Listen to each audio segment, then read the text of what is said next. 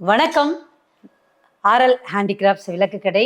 நம்மளுடைய சேனல் உண்மையான பக்தியவும் அம்பாளுடைய வரலாற்றை தெரிஞ்சிக்கிற விதமாக 51 சக்தி பீடங்கள் தொடர்ந்து பதிவு பண்ணிக்கிட்டே இருக்கோம். நம்மளுடைய சாக்த ரத்னா மயிலாடுதுறை ராகவன் ஐயா நமக்காக அந்த பதிவை கொடுத்துக்கிட்டே இருக்காங்க.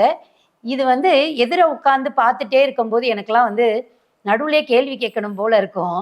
இருந்தாலும் ஐயா தொடர்ந்து பேசும்போது குறுக்கவே வரக்கூடாது அப்படின்றதுனால கேட்கவே இல்லை. ஸோ அதை இன்னைக்கு பேசிட்டு இருக்கும்போது இதை அப்படியே நம்ம கேள்வி பதில் மாதிரி கொண்டு போகலாமா இனிமேல் அப்படின்னு ஐயாவும் கேட்டாங்க. எனக்கு உடனே சந்தோஷமா இருந்தது. பரவாயில்ல, அம்பாள் இந்த இடத்துல நினைச்சதை உடனே நடத்தி கொடுத்துட்டா அப்படின்ற ஒரு எண்ணத்தோட உங்க மனசுலையும் எழும்பக்கூடிய கேள்விகளுக்கு இது பதிலாகவும் இருக்கும் அப்படின்னு நம்புறேன். தொடர்ந்து சக்தி பீடங்கள் கேள்வி பதிலா வரும் அப்படின்னு இது மூலமா தெரிவிச்சுக்கிறேன். வணக்கங்க ஐயா. ஸ்ரீமாத்ரே நமஹ. நமஸ்காரம். நமஸ்காரம். ரொம்ப சந்தோஷமா இருக்கு. உங்களுடைய அந்த எப்படி வேலை பற்றி சொல்லும்போது சொல்லுவாங்களோ, அகண்டு கூர்மையா ஒரு முகத்தோட இருக்கணுவாங்க. அது மாதிரி நீங்கள் அம்பாள் பற்றி நான் பேசும்போதெல்லாம் இவ்வளோ ஆழமான ஒரு அகண்ட ஒரு அறிவோடு இருக்காரே, ஞானத்தோட இருக்காரே அப்படின்னு தான் நினச்சி ஆச்சரியப்பட்டது உண்டு. நீங்கள் தொடர்ந்து எங்களுக்கு அந்த 51 சக்தி பீடம் பற்றி பேசுறது ரொம்பவே சந்தோஷம். எங்களுக்கு பாக்கியம். அம்பாள் அனுகிரகம். காமாட்சி. சந்தோஷம் ஐயா. பூரி ஜெகநாதர் அப்படின்னாலே அது ஒரு பெருமாள் கோவிலாக தான் நம்ம எல்லாரும் நினைக்கிறோம். பொதுவாகவே 90% மக்களுக்கு பூரி ஜெகநாதர் அப்படின்னாலே அது ஒரு பெருமாளுடைய தேசம், அதை போய் பார்க்கணும் அப்படின்றதான் எல்லாருமே நினைக்கிறோம். ஆனால் அம்பாள் வழிபாட்டில் இருக்கிறவங்க அதுவும் ஒரு சக்தி பீடம்ன்றாங்க. ஸோ எனக்கு அதை பற்றி நீங்கள் விளக்கம் சொல்லணும். ஸ்ரீமாத்ரே நமஹ. ஜெகநாத க்ஷேத்திரம் பார்த்தோம் அப்படின்னாக்க ரொம்ப பிராபல்யமான ரொம்ப விசேஷமான ஒரு வைஷ்ணவ க்ஷேத்திரம். அது பகவான் ரொம்ப பிரத்யட்சமா இருக்கக்கூடியதான ஒரு மூர்த்தி. அதாவது ஒடிஷால இருக்கக்கூடிய மக்களுக்கெல்லாம் உயிர் அப்படின்னாலே அது ஜெகநாதர் தான். அவ அத்தனை பேருமே இப்போ ஆக்சுவலி என்னுடைய அனுபவமே நான் அங்க என்ன பண்ணினேன், ஒரு தடவை போகும்பொழுது அங்க இருக்கக்கூடிய சக்தி பீட்டங்களுக்கெல்லாம் தேடி நான் போனேன் என்னோட ஃபேமிலி ட்ரிப் மாதிரி போன பொழுது. அப்போ அந்த டிரைவர் சொன்னது, எதுக்காக நீங்க இந்த கோவிலுக்கு எல்லாம் போறீங்க? அவர் ஹிந்தியில சொல்றாரு, ஒடியா ஹிந்தியில கலந்து, ஜெகநாதரை மட்டும் பார்த்தா போதும், வேற எதுக்கு மற்ற இடங்களுக்கெல்லாம் போறீங்க அப்படின்னாரு. அந்த அளவுக்கு அவர் அந்த சுவாமியின் மேல இருக்கக்கூடிய ஒரு அபரிமிதமான ஒரு பக்தியினால் அவர் அந்த மாதிரி சொல்றாரு. எல்லாத்துக்கும் மேல ஜெகநாதர் பரம சத்தியமான விஷயம், அதுல சந்தேகமே கிடையாது.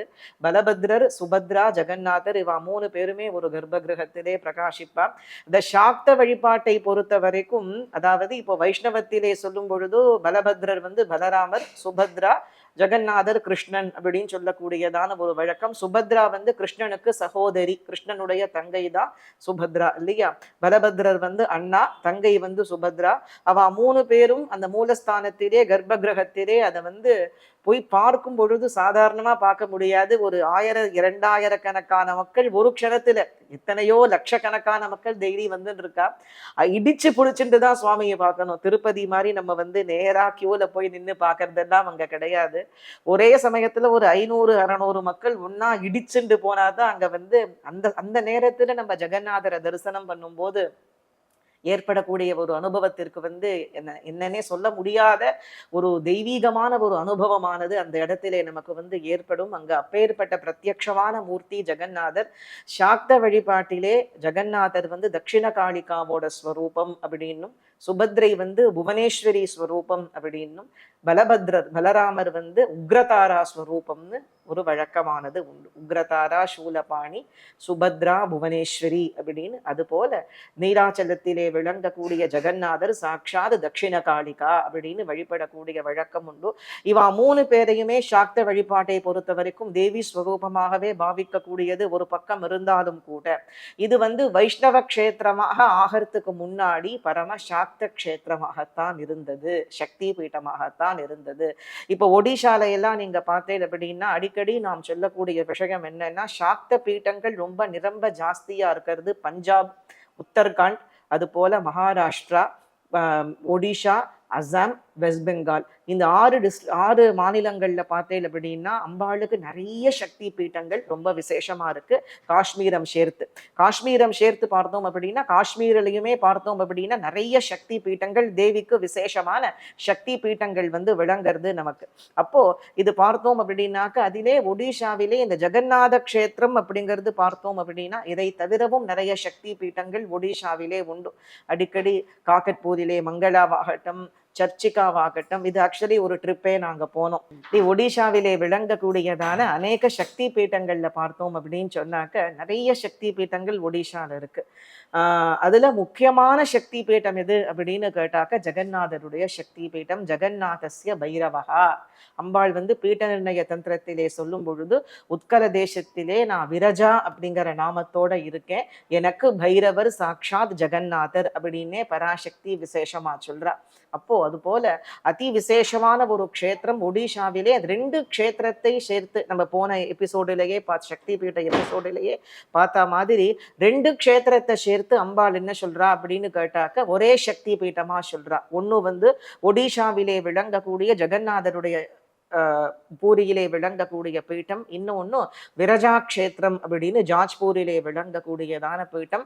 ஜெகநாதருடைய க்ஷேத்திரத்திலே விளங்கக்கூடியதான் அம்பாளுக்கு விமலா அப்படின்னு பேரு. அங்கே விளங்கக்கூடிய மூர்த்திகளே விமலா, விரஜா அப்படின்னு நம்முடைய ரஜோகுணங்களையும் நம்முடைய அஜ்ஞானங்களையும் நம்முடைய கெட்டதுகளை எல்லாம் அழிக்கக்கூடிய மூர்த்தியாக, ஞானத்தை உண்டு பண்ணக்கூடிய மூர்த்தியாகத்தான் அந்த க்ஷேத்திரத்திலே விசேஷமான வைபவத்தோட பிரகாசிக்க கூடியவாளா இருக்கா. அப்படி ஜெகநாத க்ஷேத்திரத்திலே அது ஆதியிலே விமலாவினுடைய சக்தி பீட்டமாகத்தான் இருந்தது. நீங்க வந்து ரிசர்ச் ஸ்காலர்ஸே நீங்க கேட்டேன் அப்படின்னு சொன்னாக்க அவ சொல்லக்கூடிய விஷயம் என்னன்னா, இது முதல்ல சாக்த பூமியா தான் இருந்தது. அதன் பிறகு ஜெகநாதருடைய உபாசனையானது பெருகி அது பரம வைஷ்ணவ க்ஷேத்திரமாக விளங்கியதுங்கிறத நமக்கு விசேஷமா சொல்லியிருக்கா. அப்படி சக்தி பீட்டங்களுக்கெல்லாம் ஆதாரமான பீட்டமா விளங்கக்கூடியது விமலா தேவியினுடைய பீட்டம். என்ன விசேஷம்னு கேட்டாக்க அம்பாளுக்கு அங்க உச்சிஷ்டம் தான் நைவேத்தியம். உச்சிஷ்டம் அப்படின்னா எச்சல் அப்படின்னு அர்த்தம். அதாவது என்ன உச்சிஷ்டம்னு கேட்டா ஜெகநாதருக்கு என்ன நைவேத்தியம் பண்றாளோ அந்த நைவேத்தியமானது முதல்ல விமலாவுக்கு தான் சமர்ப்பணம் ஆகிறது. அங்க அவளுக்கு தனி நைவேத்தியம் கிடையாது.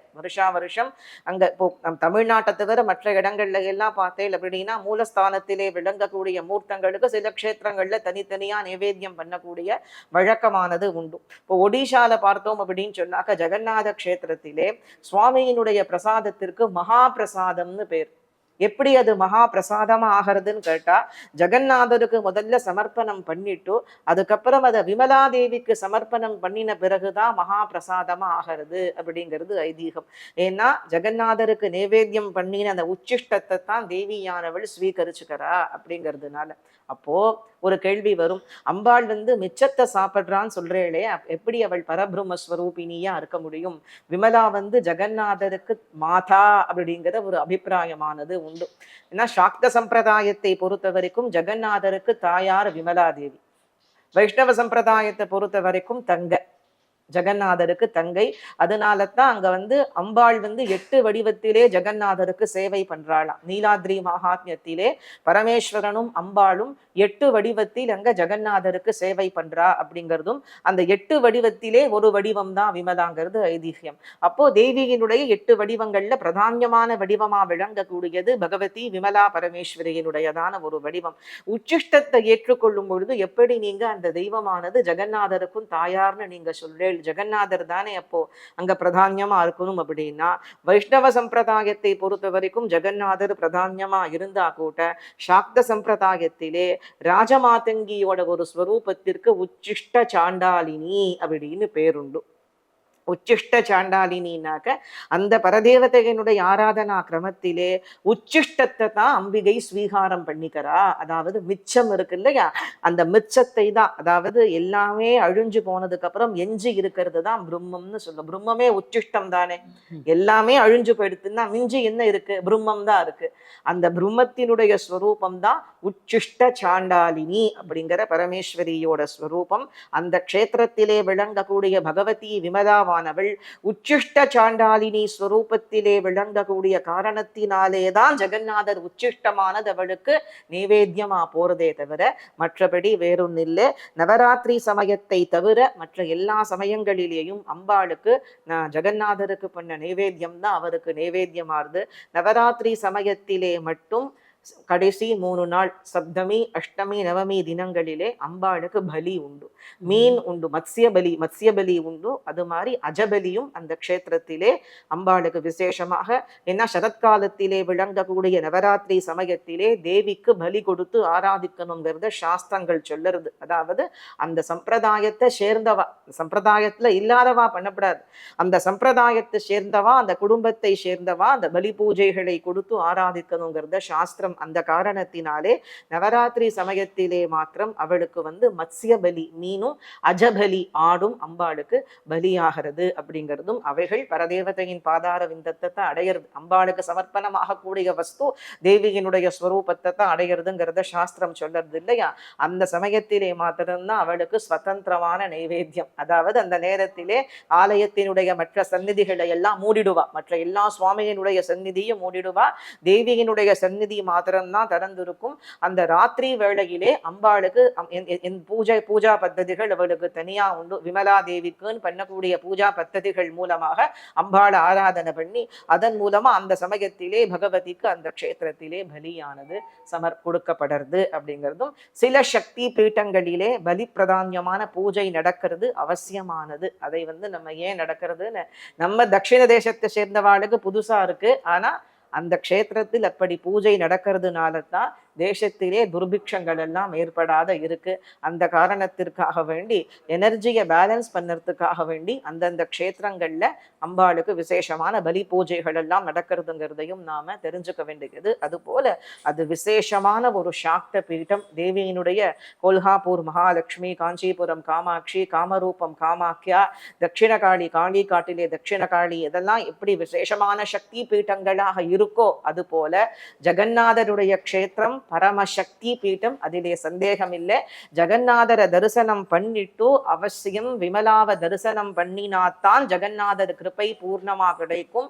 அம்பாளே சொல்றா, ஜெகநாதஸ்ய பைரவஹா, இந்த தேசத்திலே சக்தி பீட்ட நாயகியாக விமலா அப்படிங்கிற நாமத்தோட கூட நான் இருக்கேன். அது போல ஜெகநாதஸ்ய பைரவஹா, சாட்சாத் ஜெகநாதர் பைரவராக ரட்சகராக இந்த க்ஷேத்திரத்தில் எனக்கு விளங்குறார்னு தேவியே சொன்ன காரணத்தினாலே தேவிக்கு அதி முக்கியமா விளங்கக்கூடியதான ஒரு சக்தி பீட்டம் ஜெகநாதருடைய விமலா தேவியினுடைய சக்தி பீட்டம் அந்த பூரி க்ஷேத்திரம்ங்கிறது நமக்கு சாஸ்திரங்கள் எல்லாம் சொல்லுறது. நமக்கே தெரியாம போய் வணங்கக்கூடிய இடங்கள்ல எல்லாம் அம்பாள் தான் நிறைஞ்சிருக்கா அப்படின்றது இந்த பதிவு மூலமா தெரிய வந்தது. அது மட்டும் இல்லாம இந்த தாய் வழிபாடு அப்படின்னு சொல்லக்கூடிய இந்த சாக்த வழிபாடு நீக்கமர நிறைஞ்சிருக்கு. எல்லா பெரிய கோவில், அது வைஷ்ணவ தலமாக இருந்தாலும் சரி, சிவத்தலமாக இருந்தாலும் அங்கேயும் நிறைஞ்சிருக்கிறது அம்பாள் தான் அப்படிங்கிறது தான் ஒவ்வொரு சக்தி பீட வரலாறு மூலமாக பார்க்குறோம். இதை எங்களுக்கு எடுத்து சொல்லிட்டு இருக்கிறோம். உங்களுக்கு ரொம்பவே நன்றிங்க ஐயா. அடுத்த சக்தி பீடத்தில் விரைவில் சந்திப்போம். ரொம்ப நன்றி. நமஸ்காரம்.